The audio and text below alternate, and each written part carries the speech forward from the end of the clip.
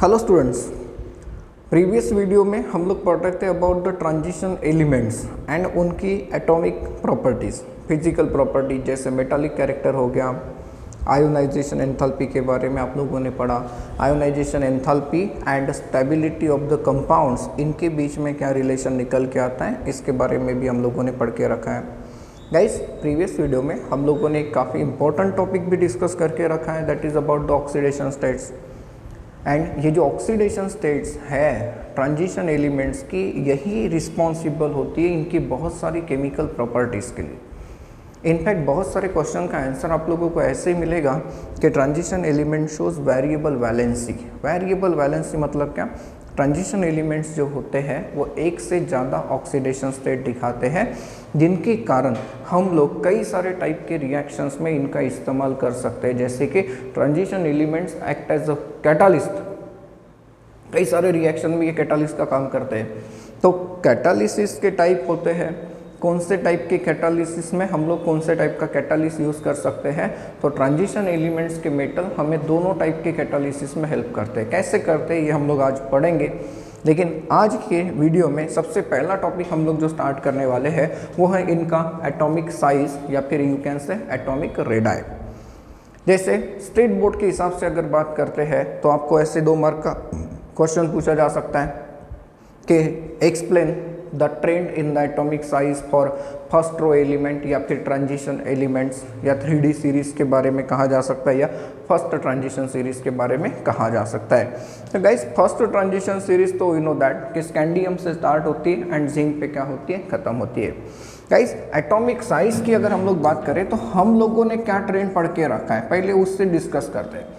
तो sir, atomic size के बारे में हम लोगों ने ये पढ़ के रखा है कि जब हम लोग पीरियड में ट्रैवल करेंगे लेफ़्ट टू राइट तो एटॉमिक साइज़ क्या होता है, डिक्रीज़ होता है। एंड डाउन द ग्रुप अगर हम लोग जाते हैं तो ऐसे केस में एटॉमिक साइज़ क्या हो जाता है, बढ़ जाता है। ये हम लोगों को पता है, ये जनरल ट्रेंड है, ठीक है। तो फिर अब आप लोग सोचिए 3D सीरीज़ के बारे में। 3D सीरीज़ स्कैंडियम से लेके जिंक तक, तो स्कैंडियम से लेके जिंक तक हम लोग ट्रैवल करते हैं। तो इसका मतलब ये कि we are travelling from left to right, बराबर है। लेफ्ट टू राइट हम लोग जा रहे हैं, एंड लेफ्ट टू राइट हम लोग जा रहे हैं, इसका ये मतलब हो गया कि हम लोग पीरियड में जा रहे हैं। तो पीरियड का ट्रेंड अप्लाई होगा सर? हाँ, हो सकता है। पीरियड का ट्रेंड क्या है कि सर लेफ्ट टू राइट जब हम लोग जाएंगे तो एटम का साइज डिक्रीज होना चाहिए। हो रहा है क्या? देखिए, ये 144 है एंड ये 125 है। हाँ, डिक्रीज हो रहा है।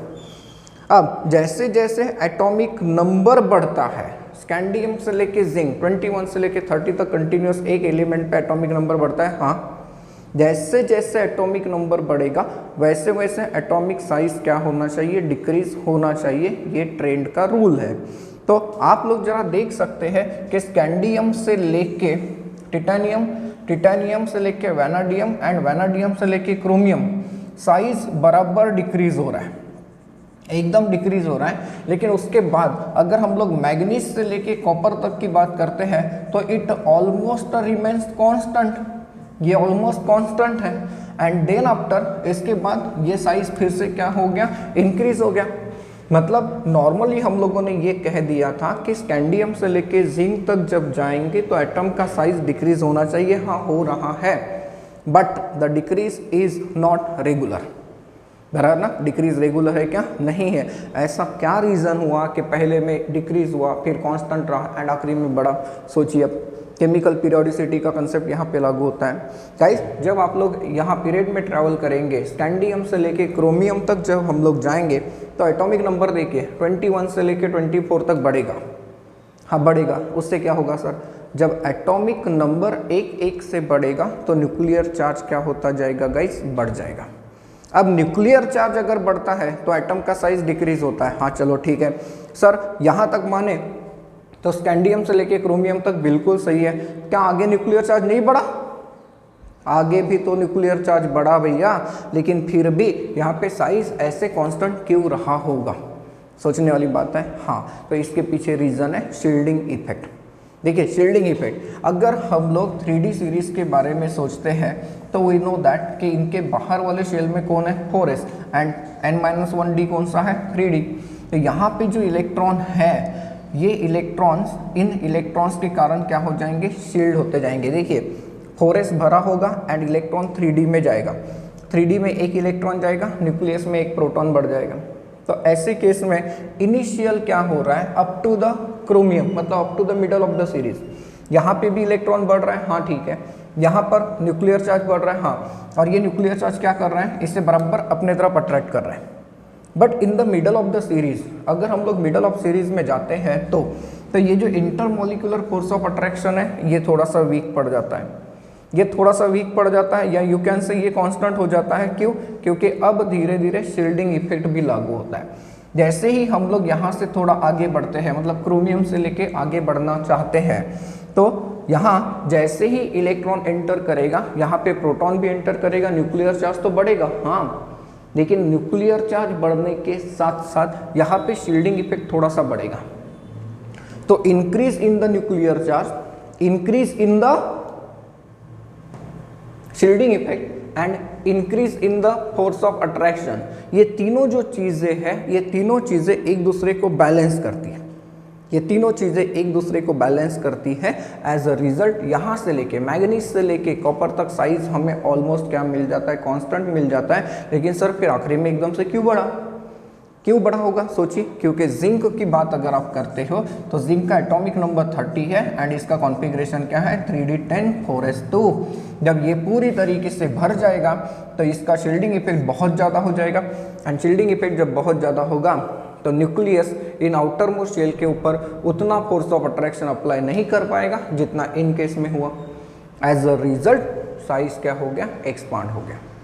तो सर यहाँ पर अगर एंट्रेंस एग्जाम में क्वेश्चन आ जाए कि ये 4-5 एलिमेंट्स हैं, इनको कैसे हम लोग अरेंज करें, तो आप लोग देखिए, आप लोगों को ऑर्डर क्या याद रखना है। तो स्कैंडियम है, स्कैंडियम, उसके बाद कौन है, टिटानियम, टिटानियम के बाद किसका नंबर आ गया, जिंक आ गया, scandium, titanium, zinc, and then उसके बाद कौन आ रहा है, वैनाडियम, एंड वैनाडियम के बाद कौन, क्रोमियम। फिर यहाँ से लेके आखिरी में आएगा गाइस निकेल। बस ये याद रखना है, इनके साइज के बारे में कभी नहीं पूछेगा। क्यों? क्योंकि ये साइज कैसा होता है, कांस्टेंट। आपको ये पूछा जा सकता है कि ये 4 एलिमेंट्स हैं, आप इन 4 एलिमेंट्स को बराबर decreasing order of their atomic radius arrange करके दिखाएं। इन वैल्यूज़ को याद नहीं करना है, अगर वैल्यूज़ दी भी है तब भी आप लोग समझ सकते हैं ये ट्रेंड अगर आपको पता है तो, कि कौन सी वैल्यू किसके लिए लागू है। क्योंकि क्या है, आजकल ऐसे भी क्वेश्चंस आते हैं, मैच द पेयर्स भी बना के दो, तो एक साइड में ये चारों एलिमेंट्स रहेगा, एक साइड में साइजेस रहेंगे। तो ऐसे केस में ये ट्रेंड अगर है तो आप लोग साइज के बारे में भी बता सकते हैं। तो ये क्लियर है, 3D सीरीज में एटॉमिक रेडियस क्या होता है, स्कैंडियम से लेके जिंक तक कम होता है, हाँ माना, लेकिन रेगुलर जो है वो रेगुलर डिक्रीज है क्या, नहीं है। क्यों नहीं है? क्योंकि शील्डिंग इफेक्ट भी अपना रोल प्ले करता है, राइट। नाउ अब आप लोग जरा सोचिए, हम लोगों को एक चीज़ पता है, मैं आपको एंट्रेंस के हिसाब से थोड़ी इंफॉर्मेशन यहाँ पे ज़्यादा देता हूँ। हमें एक चीज़ पता है कि डाउन द ग्रुप हम लोग जब जाते हैं तो sir down the group size क्या होता है, इंक्रीज होता है, जी हाँ। लेकिन यहाँ पर आपको थोड़ा सा ध्यान रखना है। पहली सीरीज़ की बात करते हैं तो scandium, titanium, vanadium, chromium, manganese, iron, cobalt, nickel, ये एलिमेंट्स हैं, ठीक है। आगे भी है, यहाँ पे कॉपर है एंड यहाँ पे क्या है, जिंक। ये 3D सीरीज़ हो गई। 4D सीरीज़ के बारे में क्या ख्याल है सर? 4D सीरीज़ यहाँ से स्टार्ट होती है, जिसके लिए हमने निमोनिक क्या दिया था, यारी ज़रा निभाना, यारी ज़रा निभाना, मौत तक रुकावट राह में पड़े तो आग में कूद, ये था, ठीक है। ये भी बिल्कुल रेगुलर है क्योंकि ये 39 से स्टार्ट होता है और ये कहाँ पे ख़त्म होता है, 48। अब अगर आप स्कैंडियम से ट्रियम पे जा रहे हैं, साइज़ क्या होना चाहिए, 101% इंक्रीज़ होना चाहिए, हाँ। 5D सीरीज़ कहाँ से कहाँ होती है, तो सर लैंथेनम 57 से स्टार्ट होती है, फिर यहाँ पे हाफनियम 72 आता है, 14 एलिमेंट मिस है, बराबर है। फिर उसके बाद टंटालम, उसके बाद टंगस्टन, उसके बाद rhenium, osmium, iridium, then platinum, then gold, and यहाँ पे है मर्क्यूरी, ये 80 पे होता है। ये देखिए कंटिन्यूअस है। तो अब यहाँ से लेके यहाँ तक आप लोग इस सीरीज़ में अगर ट्रैवल करते हो गाइज, यहाँ से लेके यहाँ तक जब हम लोग ट्रैवल करते हैं तो साइज़ बराबर इंक्रीज़ होता है, जी हाँ। लेकिन जब आप लोग टिटेनियम, जर्कोनियम, हाफनियम के बारे में सोचते हो तो साइज़ आप लोगों को ऐसा मिलता है। टिटेनियम का साइज़ ये छोटा रहेगा, ये बड़ा होता है as compare to this one, मतलब टिटेनियम का साइज छोटा है एज कम्पेयर टू जर्कोनियम, लेकिन जर्कोनियम का साइज ऑलमोस्ट आप लोगों को मिलता है हॉफनियम के बराबर। एंड ऐसा आपको यहाँ हर जगह मिलेगा, मतलब 4D एंड 5D इनका साइज ऑलमोस्ट सेम आता है ग्रुप नंबर 4 से लेके ग्रुप नंबर 12 तक। ग्रुप नंबर 3 में बराबर रेगुलर ट्रेन आपको मिलता है। सर ऐसा क्यों हुआ? ऐसा क्यों हुआ? इसके लिए रिस्पॉन्सिबल है ये 14 एलिमेंट्स। एंड इन 14 एलिमेंट्स का जो इफेक्ट होता है इससे हम लोगों ने कभी कहा होगा लैंथेनाइट कॉन्ट्रैक्शन। इसे आप लोग कहते हो लैंथेनाइट कॉन्ट्रैक्शन। लैंथेनाइट कॉन्ट्रैक्शन का मतलब क्या? लैंथेनम से लेके लुटेटियम तक ये एलिमेंट्स हमें स्टडी करनी है 57 से 71। ये जो एलिमेंट्स है गाइस, इन एलिमेंट्स में एकदम रेगुलर डिक्रीज होता है साइज में, बहुत कम होता है लेकिन रेगुलर होता है, एकदम रेगुलर डिक्रीज आपको मिलता है। अब यहाँ से लेके यहाँ तक जब साइज डिक्रीज हुआ तो ये जो एलिमेंट्स हैं इन्हें हम लोग पोस्ट लैंथेनाइट्स कहते हैं, क्योंकि ये लैंथेनाइट्स के बाद है। तो वो ट्रेंड इनमें भी लागू होता है, तो इनका भी साइज कम इतना कम हो जाता है कि इनका साइज इनके रहने वाले ऊपर रहने वाले एलिमेंट्स के बराबर हो जाता है। एज अ रिजल्ट आपको 4D एंड 5D सीरीज के जो मेंबर्स है ग्रुप नंबर 4 से लेके 12 तक इनका साइज ऑलमोस्ट सेम मिलेगा। मतलब ये कि नियोबियम, टंटालम इनका साइज सेम होगा। देन उसके बाद मॉलिब्डेनम, टंगस्टन बिल्कुल, technetium, rhenium, ruthenium, osmium, then rhodium, iridium इनका साइज ऑलमोस्ट सेम होता है गाइस। एंड केमिस्ट्री की ये खासियत है कि एटम्स की जो प्रॉपर्टीज होती है ये उनके साइज के ऊपर डिपेंडेंट होती हैं। अब इनके साइज जब सेम होते हैं तो इनकी बहुत सारी प्रॉपर्टीज सेम होती है।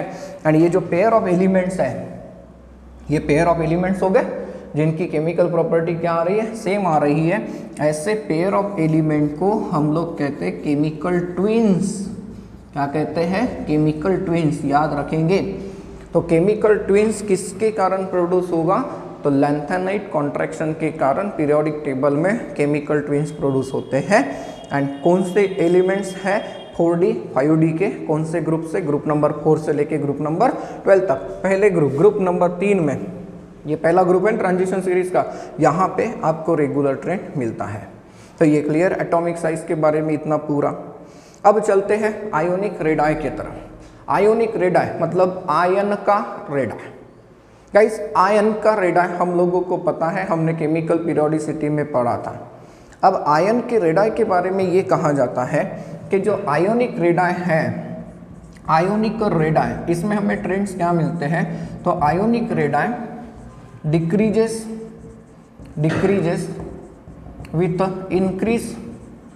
with increase in a nuclear charge। और मैं यहाँ पे एक चीज़ ऐड कर देता हूँ, ionic radii decreases with increase in oxidation number for same element. इसका मतलब क्या कि आपके पास अगर एक एलिमेंट है एंड वो अलग अलग ऑक्सीडेशन स्टेट में है, तो जिसका ऑक्सीडेशन नंबर ज़्यादा होगा उसका साइज छोटा होगा। फॉर एग्जांपल मेरे पास स्कैंडियम 3+ है एंड मेरे पास स्कैंडियम 2+ है, किसका साइज बड़ा हो गया? स्कैंडियम 2+ का, इसका साइज क्या रहेगा? छोटा रहेगा। किसी ने अगर कहा Fe2+ है एंड Fe3+ है, तो किसका साइज बड़ा रहेगा? Fe2+। वाई? क्योंकि ट्रेंड बिल्कुल वही है, size is inversely proportional to nuclear charge. पढ़ के रखा है, एटॉमिक साइज या फिर ionic radii is inversely proportional to nuclear charge. यहाँ पे न्यूक्लियर चार्ज ज़्यादा है ना भैया, पॉजिटिव चार्ज ज़्यादा है। यहाँ पर 2+ का चार्ज है, यहाँ पर क्या है? 3+ का चार्ज है।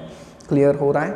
देख लीजिए एग्जाम्पल, अगर हम लोग टिटेनियम की बात करते हैं तो ये M2+ आयन मतलब टिटेनियम 2+ एंड टिटेनियम 3+, किसका साइज छोटा आ गया? टिटेनियम 3+ का साइज आ गया। ये देखिए, ये एग्जाम्पल के साथ मैंने साबित कर दिया। लेकिन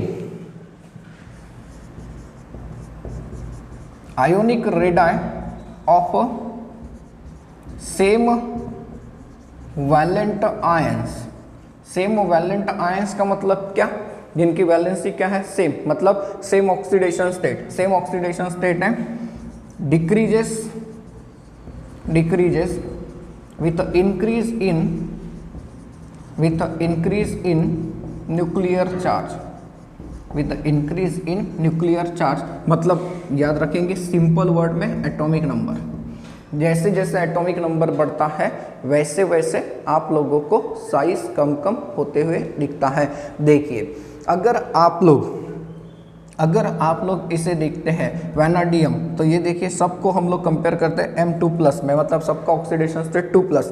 तो जैसे जैसे हम लोग आगे जा रहे हैं पीरियड में वैसे वैसे साइज क्या हो रहा है गाइस, कम कम हो रहा है वैसे वैसे साइज क्या हो रहा है, कम कम हो रहा है। तो साइज अगर कम कम होता है तो क्यों कम कम हुआ, न्यूक्लियर चार्ज के कारण। यहाँ से लेके यहाँ तक न्यूक्लियर चार्ज क्या होता है, बढ़ता है। आपको इसमें कई सारे केसेस में अलग अलग आंसर मिल सकता है। कई बुक में 69 ऐसा कुछ दिया होता है, 69, राइट। लेकिन आप लोग याद रखेंगे कि हमें वैल्यूज़ याद करके नहीं जाना है। जब तक एग्ज़ाम में दिया नहीं रहेगा तब तक हमें वैल्यू की ज़रूरत नहीं है। और एग्ज़ाम में दिया रहेगा कि इसका साइज़ इतना है, इन्हें डिक्रीजिंग ऑर्डर में अरेंज करिए या फिर इंक्रीजिंग में, या फिर बताइए कि इनमें से किसका साइज़ बड़ा है किसका साइज़ छोटा है, ऐसा क्वेश्चन पूछा जा सकता है। क्लियर हो रहा है। तो आयोनिक रेडाई के बारे में ट्रेंड क्या है, अगर एलिमेंट सेम है तो इसका मतलब ये कि जिसमें ज़्यादा चार्ज है उसका साइज छोटा है।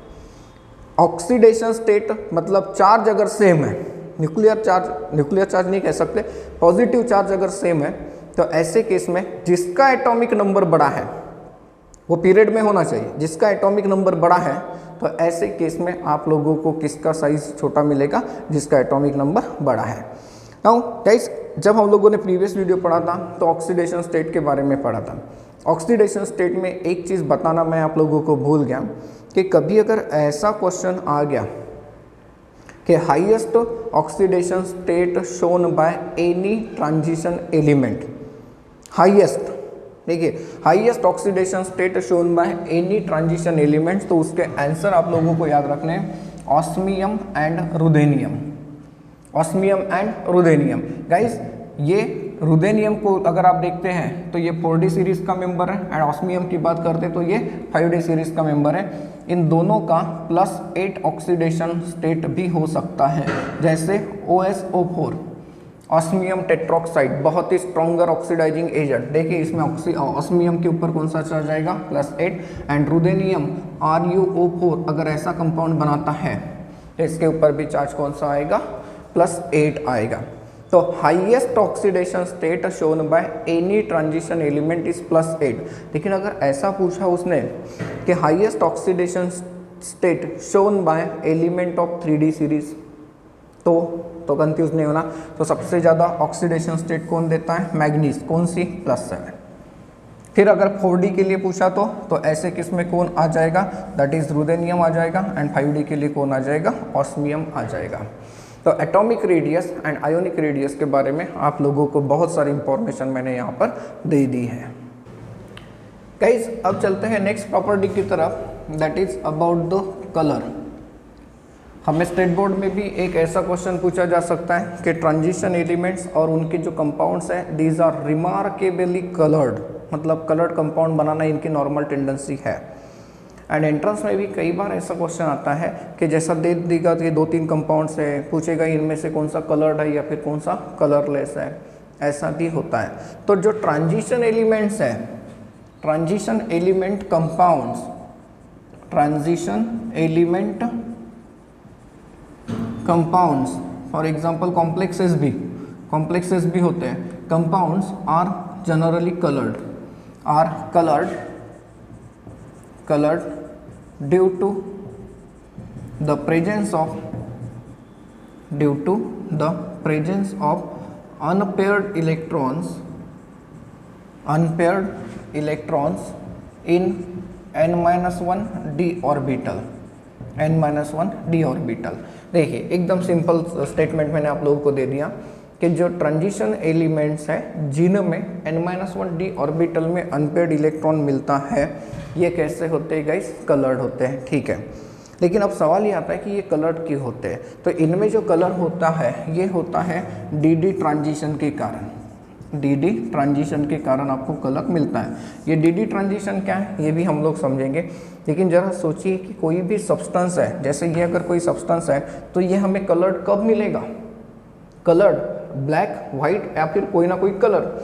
गाइस, जब इस कंपाउंड के ऊपर लाइट इंसिडेंट करता है, इसे मैं कह देता हूँ इंसिडेंट लाइट, ठीक है, इंसिडेंट लाइट, अगर यहाँ पे इंसिडेंट लाइट इसे टकरा कर रिफ्लेक्ट हो जाता है, 100% अगर रिफ्लेक्ट होता है, देखिए 100% अगर रिफ्लेक्ट होता है तो इसका मतलब ये कि ये जो कंपाउंड है ये कलरलेस है और यू कैन से क्या है, ये वाइट है, ये वाइट है।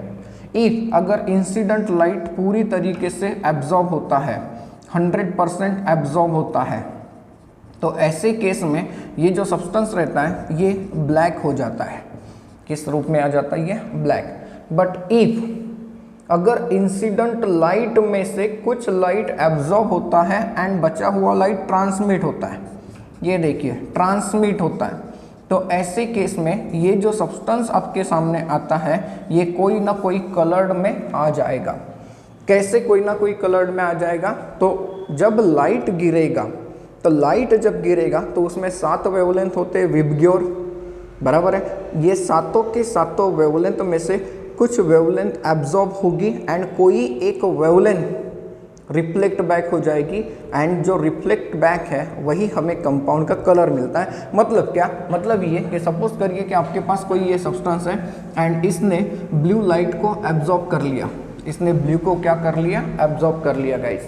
तो जब ये ब्लू को एब्जॉर्ब करता है तो ब्लू का कॉम्प्लीमेंट्री कलर होता है रेड। तो ये जो कंपाउंड आपके सामने आएगा ये कंपाउंड आता है रेड। सर ये कॉम्प्लीमेंट्री कलर्स हमें कैसे पता चलेंगे, तो बिल्कुल सिंपल तरीके से हम लोगों को ये पता चल सकता है। देखिए अगर हम लोग यहाँ देखते हैं टोटल 6 ब्लॉक्स हुए, 1 2 3 1 2 3, तो इट इज़ ऑब्जर्व दैट कि ब्लू का जो कॉम्प्लीमेंट्री कलर होता है ये होता है रेड। ऑरेंज का जो कॉम्प्लीमेंट्री कलर होता है गाइस ये होता है ग्रीन, ये क्या होता है, ग्रीन। एंड जो वॉयलेट कलर होता है उस वॉयलेट कलर का कॉम्प्लीमेंट्री कलर होता है येलो। देखिए ये येलो कलर में अपीयर होता है। तो ऐसे केस में आप लोगों को ये ध्यान रखना है, कभी इस रेंज में से, अब यहाँ कलर ना वेरी होता है, डिपेंड करता है कि वो कहाँ से एब्जॉर्ब होता है। जैसे ब्लू वेवलेंथ की बात करें तो 480 नैनोमीटर से स्टार्ट होती है एंड ख़त्म हो जाएगी आप लोगों को कहाँ पर मिलेगी, अबाउट द 800 नैनोमीटर, क्योंकि उसे हम लोग विजिबल रीजन कहते हैं, है ना। तो ये कलर का एक इम्पैक्ट होता है। तो ब्लू कलर का लाइट अगर एब्जॉर्ब करता है तो इसका मतलब सब्सटेंस कैसा दिखेगा आपको, रेड। ऑरेंज कलर का लाइट एब्जॉर्ब करता है तो इसका मतलब ग्रीन वेवलेंथ रिलीज करेगा, सब्सटेंस हमें कैसा मिलेगा, ग्रीन मिलेगा। येलो एब्जॉर्ब होता है तो वायलेट दिखेगा, वायलेट एब्जॉर्ब होता है तो येलो दिखेगा। तो अब देखिए मैंने आप लोगों को बताया कि ये अनपेयर्ड इलेक्ट्रॉन के कारण कैसा होता है, कलर्ड होता है, ठीक है, मान लिया। लेकिन क्यों, तो इसमें डी ट्रांजिशन होता है। अब ये डी ट्रांजिशन क्या होता है गाइस, डी ट्रांजिशन जब हम लोग कॉम्प्लेक्स वाला लेसन पढ़ेंगे तो उसमें आएगा। मैं आपको एक हिंट देता हूँ, डी ट्रांजिशन क्या होता है, in the absence of any kind of the energy, जो डी ऑर्बिटल्स होते हैं जो कि 5 होते हैं ना, ये डी ऑर्बिटल्स 5 होते हैं, इनकी एनर्जी बिल्कुल सेम होती है। इनकी एनर्जी क्या होती है, सेम। जब कोई ग्रुप इसके साथ अटैच होता है जिसे हम लोग लिगैंड्स कहते हैं, now we are dealing with the complex compound. Ligand क्या है, जैसे ये फॉर्मूला देखिए CuNH3/4, मैं यहाँ लिख देता हूँ SO4। क्या ये नॉर्मल कंपाउंड का फॉर्मूला है, नहीं, ये कॉम्प्लेक्स का है। यहाँ पर ये मेटल का एटम या फिर आयन है एंड इस स्क्वायर ब्रैकेट के अंदर, इस स्क्वायर ब्रैकेट को कहा जाता है कोऑर्डिनेशन स्फीयर। स्क्वायर ब्रैकेट के अंदर जो ग्रुप अटैच होते हैं इसे हम लोग कहते हैं लिगैंड्स, इसे हम लोग क्या कहते हैं, लिगैंड्स। तो ये लिगैंड्स जब इस मेटल को अप्रोच करता है तो ये जो डीजेनरेसी होती है डी ऑर्बिटल की, ये टूट जाती है। एंड डी ऑर्बिटल जो होता है ये 2 सेट में टूट जाता है। इसमें एक सेट जो होता है ये 3 ऑर्बिटल का होता है गाइस, एंड दूसरा जो सेट होता है ये 2 ऑर्बिटल का। अब यहाँ पर अगर ये एनर्जी एक्सिस है तो मैंने इन तीनों की एनर्जी ज़्यादा लिखी है। सर क्या दोनों की नहीं हो सकती, हो सकती है, depending on the geometry of the complex, इस कंपाउंड का शेप कैसा होगा उसके हिसाब से। तो अब बस इतना देखिए कि यहाँ पर डी ऑर्बिटल टूटा लेकिन ये लो एनर्जी का है, ये लो एनर्जी का हो गया एंड ये क्या हो गया, हाई एनर्जी का। एंड डी ट्रांजिशन का मीनिंग क्या होता है, डी ट्रांजिशन का मीनिंग होता है कि लो एनर्जी डी ऑर्बिटल का electron high energy D orbital में जब जाता है, मीन्स यहाँ से इलेक्ट्रॉन कहाँ चला जाएगा, यहाँ पर। तो यहाँ से इलेक्ट्रॉन यहाँ पर जाने के लिए एनर्जी लगती है, एक्साइटेशन इसे कहते हैं। तो एक्साइट करने के लिए जो एनर्जी होती है ये काफ़ी कम होती है। क्यों, क्योंकि इनका प्रिंसिपल क्वांटम नंबर सेम है। मीन्स ये अगर 3D है तो ये भी तो 3D है, कोई अलग है क्या? नहीं। एंड देयरफॉर कम से कम एनर्जी में इलेक्ट्रॉन का एक्साइटेशन होता है, एंड एक्साइटेशन होते समय कुछ वेवलेंथ एब्जॉर्ब होती है और बची हुई वेवलेंथ ट्रांसमिट हो जाती है, एंड जो ट्रांसमिटेड वेवलेंथ है वही हमें कंपाउंड का कलर देती है। तो ये डी डी ट्रांजिशन का फिनोमिना है जो कि हमें कॉम्प्लेक्स के केस में पढ़ने को मिलेगा। तो ये जो कॉम्प्लेक्स के केस में पढ़ने को मिलेगा, या फिर मैंने आपको कहा कि डी डी ट्रांजिशन के कारण हमें कलर मिल रहा है, हाँ, लेकिन कलर और भी फैक्टर्स के ऊपर डिपेंड मिलता है।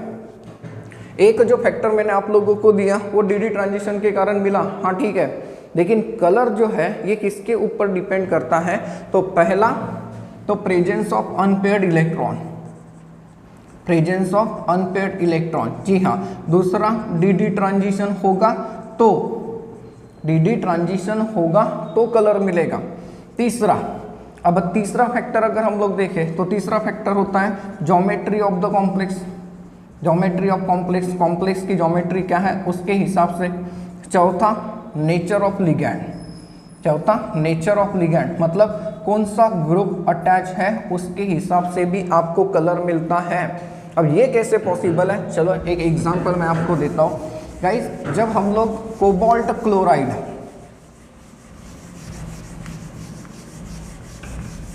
कोबाल्ट क्लोराइड की अगर बात करते हैं COCl2, ये जो कॉम्प्लेक्स, ये जो कंपाउंड है COCl2, इसे जब हम लोग पानी में डिजोल्व करते हैं गाइस, इसे पानी में जब डिजोल्व करते हैं तो ये क्या कर देता है COH2O/6 2+ ऐसा कॉम्प्लेक्स बना देता है जिसका कलर होता है पिंक।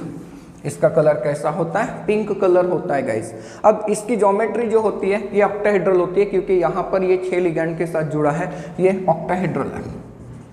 इसके सॉल्यूशन में देखिए, ये कंपाउंड जब सॉल्यूशन में गया मतलब पानी में डिजोल्व हुआ तब जाके ये कॉम्प्लेक्स बना, उसका कलर कैसा आया? पिंक आया। नाउ ये जो कॉम्प्लेक्स है दैट इज COH2O/6 2+, इसे जब हम लोग एसिड के साथ ट्रीट करते हैं, फॉर एग्जांपल HCl, तो HCl में क्या है? Cl negative. HCl में Cl निगेटिव है, ये Cl निगेटिव क्या कर देता है? पानी को रिप्लेस कर देता है, एंड जब पानी को रिप्लेस कर देता है तो हमें ऐसा कॉम्प्लेक्स मिलता है जिसका कलर होता है येलो। क्यों? क्योंकि ये टेट्राहेड्रल है। देखिए ये ऑक्टाहेड्रल था, इसका शेप ऑक्टाहेड्रल एंड इसका शेप टेट्राहेड्रल। सर कैसा होता है? ऑक्टाहेड्रल शेप आप लोगों ने अगर कभी देखा होगा केमिकल बॉन्डिंग में, तो ऑक्टाहेड्रल शेप ऐसा दिया जाता है, ये ऑक्टाहेड्रल शेप है।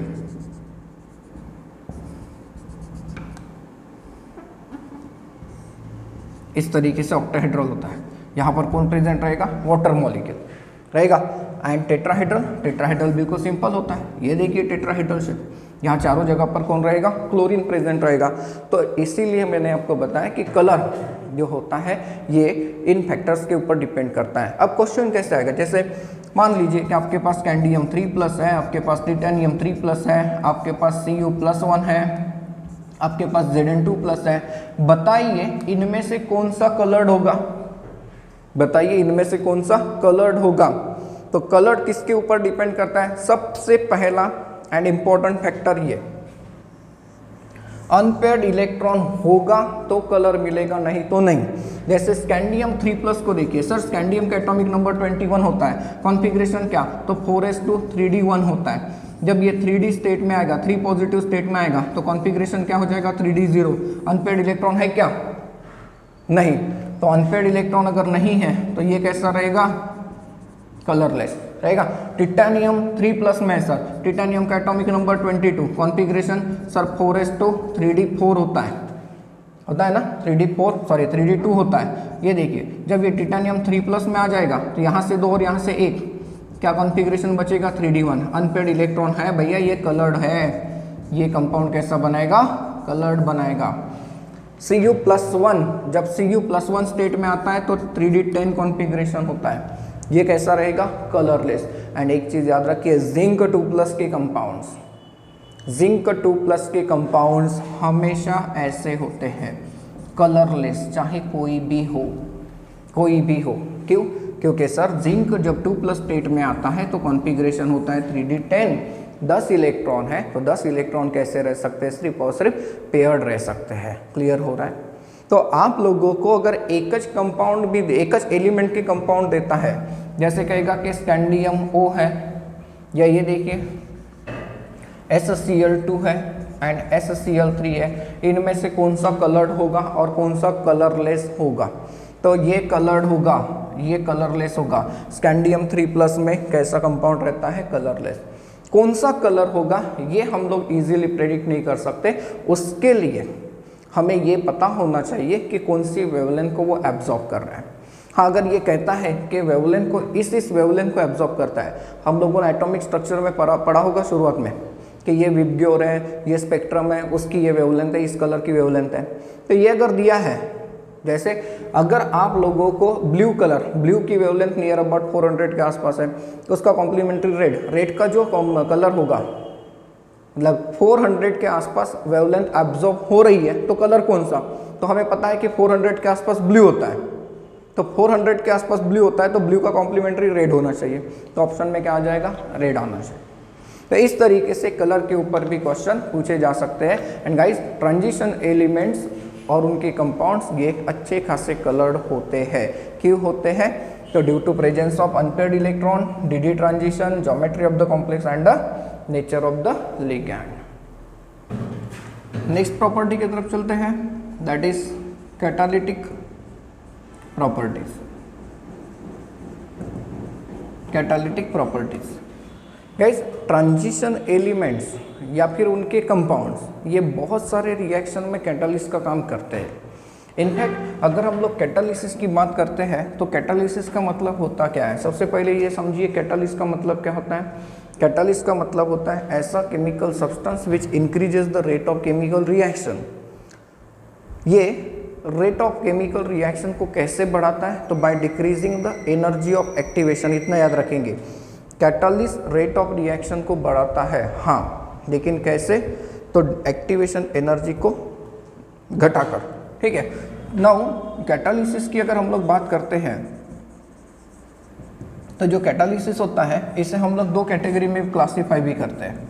एक जो कैटालिसिस होता है इसे हम लोग कहते हैं होमोजीनस कैटालिसिस, एंड दूसरा जो होता है इसे हम लोग कहते हैं heterogeneous catalysis. Homogeneous as well as heterogeneous catalysis. ना होमोजीनस कैटालिसिस का मतलब क्या? होमो का मतलब सेम होता है एंड जीनस का मतलब क्या होता है गाइस? फेज होता है। जीनस का मतलब फेज होता है। होमोजीनस कैटालिसिस मतलब ऐसा कैटालिसिस जिसमें रिएक्टेंट्स, प्रोडक्ट्स एंड कैटालिस्ट ये तीनों एक फेज में होंगे, एक फिजिकल स्टेट में होंगे। एंड हेटेरोजीनस की अगर हम लोग बात करते हैं तो हेटेरोजीनस में क्या होगा? तो कैटालिस्ट का फिजिकल स्टेट अलग होगा, रिएक्टेंट प्रोडक्ट्स का फिजिकल स्टेट अलग होता है। तो ये बहुत सारे केसेस में, मतलब दोनों टाइप के कैटालिसिस में कैटालिस्ट का काम कर सकता है। क्यों कर सकता है? तो होमोजीनस कैटालिस्ट का काम इसलिए कर सकता है क्योंकि दे shows variable oxidation states. Variable oxidation state, क्योंकि एक एलिमेंट ऑक्सीडाइज एंड रिड्यूस हो सकता है। सॉल्यूशन में अगर रिएक्शन है तो सॉल्यूशन में ही आयन के फॉर्म में रहेगा, तो ऐसे केस में होमोजीनस कैटालिस्ट का काम करेगा। एंड हेट्रोजीनस में क्या होगा? तो हेट्रोजीनस कैटालिस्ट में वो कैटालिस्ट अपने सरफेस प्रोवाइड करता है, वो कैटालिस्ट अपनी सरफेस प्रोवाइड करता है, इसलिए ये हेट्रोजीनस कैटालिसिस का एग्जाम्पल होता है। आप लोगों ने अल्कीन को अल्केन में कन्वर्ट करते हुए निकेल को देखा होगा। निकेल, फाइनली डिवाइडेड निकेल का इस्तेमाल किया जाता है, या फिर हम लोग पैलाडियम का इस्तेमाल कर सकते हैं, या फिर इवन सिल्वर का इस्तेमाल कर सकते हैं, या इवन प्लेटिनम का इस्तेमाल कर सकते हैं। तो ऐसे केस में ये क्या हो जाता है? हेट्रोजीनस कैटालिसिस का काम करता है, हेट्रोजीनस कैटालिस्ट। तो ट्रांजिशन एलिमेंट्स एंड उनके कंपाउंड्स ये कैटालिस्ट के काम करते हैं। हाँ, लेकिन कैसे करते हैं? तो ये माना जाता है कि कैटालिस्ट ये रिएक्टेंट्स के साथ थोड़ी देर के लिए बाइंड हो जाता है। जैसे मान लीजिए कि ए और बी के बीच में हम लोग इस सी को मिला देते हैं जो कि कैटालिस्ट है। तो according to the theory of the catalysis it is observe that कि ए, सी एंड बी, ये देखिए ये एक एक्टिवेटेड कॉम्प्लेक्स बना देता है। ये सी क्या करता है? अपना सरफेस एरिया प्रोवाइड कर देता है इन दोनों को कंबाइन होने के लिए। And at the end of the reaction यहाँ पर ए बी बन जाएगा एंड कैटालिस्ट क्या हो जाएगा? फ्री हो जाएगा। तो ट्रांजिशन एलिमेंट्स और उनके कंपाउंड्स कई सारे रिएक्शन में कैटालिस्ट का काम करते हैं। हाँ, फॉर एग्जांपल MnO2। ये इस कंपाउंड को KClO3 पोटेशियम क्लोरेट इस कंपाउंड का नाम होता है। ये इसे डिकम्पोज करके KCl एंड ऑक्सीजन प्रोड्यूस करता है। ये देखिए, इसे हम लोग कहते हैं कैटालिस्ट। दूसरा एग्जांपल अगर देखें तो आप लोगों ने ये रिएक्शन पढ़ी होगी कि अमोनिया एंड हाइड्रोजन जब आपस में कंबाइन होते हैं तो नाइट्रोजन एंड हाइड्रोजन जब आपस में कंबाइन होते हैं तो अमोनिया मिलता है। तो यहाँ पर मॉलिब्डेनम एंड आयरन ये कैटालिस्ट का काम करता है गाइस। इवन अल्कीन को अल्केन में कन्वर्ट करना है तो हाइड्रोजिनेशन होता है, एंड ये जो हाइड्रोजिनेशन होता है ये ऐसा होता है in presence of the nickel. Guys, cobalt thorium ये जो कॉपर ये जो अलॉय होता है इसे हम लोग यूज़ करते हैं in the Fischer Tropsch process, Fischer Tropsch process. And ये जो फिशर ट्रॉप प्रोसेस होती है इसे यूज़ किया जाता है for the synthesis of the gasoline. Even synthetic petrol बनाने के लिए इस मेथड का इस्तेमाल होता है। गाइस, वैनाडियम पेंटॉक्साइड ये यूज़ किया जाता है as a catalyst in the preparation of the sulphuric acid. अब इन्हें देखिए, ये सारे के सारे ट्रांजिशन एलिमेंट्स है या फिर उनके कोई ना कोई कंपाउंड्स है। इवन आप लोगों को एक स्पेशल कैटालिस्ट का नाम भी मिलेगा अपने नोट्स में, that is called as Ziegler Natta catalyst. अब ये जिगलर-नट्टा कैटालिस्ट होता क्या है? गाइस, जिगलर-नट्टा कैटालिस्ट यूज़ किया जाता है for the preparation of the high density polyethene. जब पॉलीमर वाला लेसन पढ़ेंगे तो उसमें आएगा ही आएगा। तो ये जो कैटालिस्ट होता है ये कैटालिस्ट मिक्सचर होता है टिटेनियम क्लोराइड है ट्रांजिशन एलिमेंट्स प्लस ट्राईइथाइल एल्यूमिनियम। ये जो मिक्सचर होता है इस मिक्सचर को हम लोग कहते हैं जिगलर-नट्टा कैटालिस्ट। तो गाइस, ट्रांजिशन एलिमेंट्स और उनके कंपाउंड्स ये कैटालिस्ट का काम करते हैं। क्लियर हो रहा है? देन इसके बाद चलते हैं हम लोग एक और इम्पोर्टेंट प्रॉपर्टी की तरफ, दैट इज मैग्नेटिक कैरेक्टर और you can say magnetic property. Transition elements and उनके compounds having unpaired electron. Transition elements and उनके जो कंपाउंड्स है विथ अनपेयर्ड इलेक्ट्रॉन्स वो मैग्नेटिक होते हैं। ना मैग्नेटिक कंपाउंड्स को हम लोग कैसे क्लासीफाई करते हैं? तो एज अ पैरामैग्नेटिक सब्सटेंसेस का मतलब क्या होता है? ऐसे सब्सटेंसेस जो मैग्नेटिक फील्ड में क्या होते हैं? अट्रैक्ट होते हैं, मैग्नेटिक फील्ड में अट्रैक्ट होते हैं। देन उसके बाद डायमैग्नेटिक का मतलब क्या होता है गाइस? ऐसे सब्सटेंसेस जो मैग्नेटिक फील्ड में रिपेल होते हैं, एंड एक और टर्म यहाँ पे यूज होती है ferromagnetic.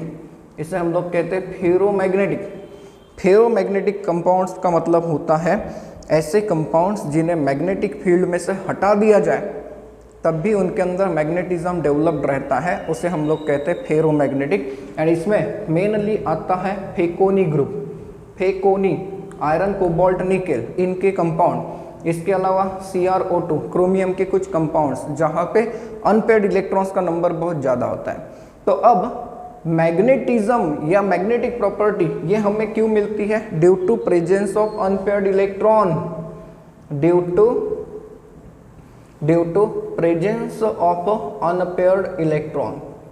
To presence of unpaired electron ये हमें मैग्नेटिक मूवमेंट देता है। And in case of the transition elements हम लोग मैग्नेटिक मूवमेंट कैसे कैलकुलेट करते हैं? तो मैग्नेटिक मूवमेंट कैलकुलेट करने के लिए हम लोग फॉर्मूला यूज करते हैं म्यू या फिर म्यू इफेक्टिव मतलब magnetic movement is equal to square root of n into n+2 into bm, where n का मतलब होता है number of unpaired electrons and bm का मतलब होता है बोर मैग्नेटॉन। इसका मीनिंग क्या होता है? Bore magneton. This is bore magneton. तो जरा सोचिए, अगर कभी आप लोगों को ये मिलते हैं, कहेगा क्वेश्चन कि ये आयंस है, बताइए इनमें से कौन सा मैग्नेटिक होगा, पैरामैग्नेटिक होगा या डायमैग्नेटिक होगा? तो इसके लिए सबसे पहले हमें क्या ढूंढना पड़ेगा गाइस? अनपेयर्ड इलेक्ट्रॉन है या नहीं है। नाउ अनपेयर्ड इलेक्ट्रॉन के हिसाब से हमें ये पता चल गया कि पैरामैग्नेटिक होगा, तो इसका ये भी तो मतलब हो गया कि जैसे जैसे अनपेयर्ड इलेक्ट्रॉन्स का नंबर बढ़ेगा वैसे वैसे मैग्नेटिज्म भी बढ़ेगा। जी हाँ, जैसे जैसे अनपेयर्ड इलेक्ट्रॉन का नंबर बढ़ता है वैसे वैसे मैग्नेटिक मूवमेंट बढ़ेगी। क्यों? क्योंकि n की वैल्यू जैसे जैसे बढ़ेगी वैसे वैसे आप लोगों को मैग्नेटिक मूवमेंट क्या मिलेगा? ज़्यादा मिलेगा। गाइस, मैग्नेटिक मूवमेंट के बारे में हमने ये समझ लिया कि it depends on the unpaired electrons, ठीक है। लेकिन सर अनपेयर्ड इलेक्ट्रॉन अगर है तो क्या हम लोग बार बार इन वैल्यूज़ को याद रख सकते हैं? बार बार कैलकुलेट करने की ज़रूरत है? नहीं, हम लोग बहुत इजीली उसे रिमाइंड कर सकते हैं। कैसे? ज़रा देखिए, अगर मेरे पास कुछ आयंस है तो हमें चाहिए उनका आउटर मोस्ट कॉन्फ़िगरेशन, हमें चाहिए उनका outer most configuration, and configuration जब मिल जाएगा तो आपको मिल जाएगा number of unpaired electrons. Guys, number of unpaired electron जब मिल जाएंगे तो आपको म्यू मिल जाएगा, दैट इज मैग्नेटिक मूवमेंट। अब ये मैग्नेटिक मूवमेंट कैसे याद रखना है ये मैं आपको हिंट देता हूँ। एग्जैक्ट वैल्यू हमें याद रखने की ज़रूरत नहीं है, एग्जैक्ट वैल्यू हमें याद रखने की ज़रूरत बिल्कुल नहीं है। जैसे मान लीजिए कि मेरे पास कैंडियम 3+ है, टिटानियम 3+ है, देन उसके बाद वैनाडियम 3+ है, एंड देन क्रोमियम 3+ है, क्रोमियम 2+ भी है। नाउ क्रोमियम 2+ के बाद अगर हम लोग देखें तो मैग्नीज 2+ है, देन Fe 2+ है, देन कोबाल्ट 2+ है, देन निकेल भी 2+ स्टेट में है, कॉपर भी 2+ स्टेट में है गाइस, एंड जिंक 2+। आप लोगों को ये याद रखना है, मैंने ये हिंट दिया। इसमें कॉन्फ़िगरेशन को अगर हम लोग देखते हैं तो आउटर मोस्ट कॉन्फ़िगरेशन आपको मिलता है 3d0, यहाँ पर मिलता है 3d1, ये मुझे पता है, आप लोग टैली करके देखोगे। यहाँ मिलता है 3d2, यहाँ मिलता है 3d3, यहाँ 3d4 मिलता है, ये 3d5 होता है, ये 3d6 होता है, ये 3d7, 3d8, 3d8 होता है, ये 3d9 होता है कॉपर के लिए, एंड जिंक के लिए होता है 3d10। अब अनपेयर्ड इलेक्ट्रॉन को देखो, यहाँ पे अनपेयर्ड इलेक्ट्रॉन 0 है, ये 1 2 3 4 5। मैग्नीज के केस में अनपेयर्ड इलेक्ट्रॉन आपको मिल गया 5, देन उसके बाद ये मिलता है 4, देन 3, देन 2, देन 1, एंड आखिरी में क्या हो जाता है 0। तो अनपेयर्ड इलेक्ट्रॉन की अगर आप लोग बात करते हो तो अनपेयर्ड इलेक्ट्रॉन यहाँ पर आप लोगों को 5 इलेक्ट्रॉन्स मिलेंगे अनपेयर्ड, क्रोमियम 2+ में नहीं, क्रोमियम 2+ में 4 मिलेंगे, ठीक है। यहाँ पर 4 3 2 1 एंड ये 0, ठीक। अब इनका मैग्नेटिक मोमेंट बहुत फिक्स होता है गाइस। देखिए यहाँ पर अनपेयर्ड इलेक्ट्रॉन नहीं है, मतलब इनका मैग्नेटिक मोमेंट कितना 0। तो जहाँ पर अनपेयर्ड इलेक्ट्रॉन नहीं है ऐसे केस में मैग्नेटिज्म नहीं है। 0 के केस में एंड D10 के केस में सारे के सारे यहाँ जी इलेक्ट्रॉन्स है ही नहीं, यहाँ पे है लेकिन पेयर्ड है, तो मैग्नेटिक मोमेंट कितना 0। लेकिन बाकी केस में कैसे याद रखें सर? तो आपके नोट्स में आपके बुक में अलग अलग वैल्यू मिलेगी। एक इलेक्ट्रॉन है तो इसका आंसर 1.7 के आसपास होता है। कैसे याद रखना है मैं ये भी आप लोगों को बताऊंगा। अगर 2 की बात करते हैं तो 2.8 के आसपास आपको आंसर मिलता है, 3 की बात करें तो 3.7 के आसपास आंसर मिलता है, 4 की अगर बात करते हैं तो 4.89 के आसपास आंसर मिलता है, 5 की बात करें तो ये 5.9 के आसपास आंसर मिलता है। फिर बाकी वैल्यूज बिल्कुल सेम, बाकी वैल्यूज क्या रहेगी? बिल्कुल सेम रहेगी गाइस, ये बिल्कुल सेम वैल्यूज आएगी। ये 4.8 के आसपास, ये 3.7 के आसपास, ये 2.8 के आसपास, ये 1.7। अब देखिए वैल्यू को कैसे याद करना है। जैसे कहता है कि किसी आयन के अंदर 2 अनपेयर्ड इलेक्ट्रॉन आ गए, 2 अनपेयर्ड इलेक्ट्रॉन अगर आ गए तो उसका मैग्नेटिक मोमेंट सर 2 से ज़्यादा लेकिन 3 से कम, 2 से ज़्यादा लेकिन 3 से थोड़ा कम, 3 से कम मतलब बहुत होता है, तो 3 से थोड़ा कम आप लोगों को ये फाइनल आंसर मिल जाता है। तो ये हिंट है। तो कैसे याद रखना है? एक अनपेयर्ड इलेक्ट्रॉन आ गया तो 1 से ज़्यादा लेकिन 2 से कम, थोड़ा कम, इस तरीके से आपको याद रखना है गाइस। जैसे आपको अगर किसी ने क्वेश्चन पूछ लिया कि मान लीजिए Fe3+ का मैग्नेटिक मोमेंट कितना है, तो Fe3+ का मैग्नेटिक मोमेंट कैलकुलेट करके दीजिए। तो मैग्नेटिक मोमेंट कैलकुलेट करना है तो पहले इसके बारे में सोचिए। सर आयरन 26, इसका कॉन्फ़िगरेशन क्या? तो इसका कॉन्फ़िगरेशन ऐसा होता है 4s2 3d6। अब ये Fe3+ स्टेट में लाना है तो सर यहाँ से 2 और यहाँ से 1 इलेक्ट्रॉन गया, तो यहाँ पर कितने बच गए? 3d5। 3d5 मतलब कितने अनपेयर्ड इलेक्ट्रॉन? 5।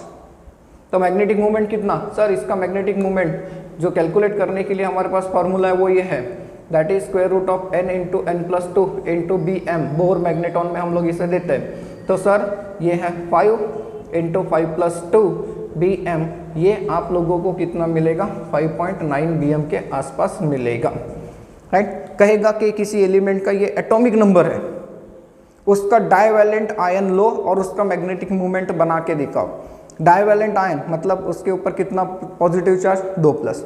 कहेगा कि ट्राइवैलेंट का मैग्नेटिक मोमेंट निकाल के दो, तो उसके ऊपर कितना charge, 3+। So therefore magnetic moment ये हम लोग काफ़ी इजीली कैलकुलेट कर सकते हैं। गाइस ये जो फॉर्मूला होता है इसे स्पिन ओनली फॉर्मूला भी कहा जाता है। It is called as what, spin only formula.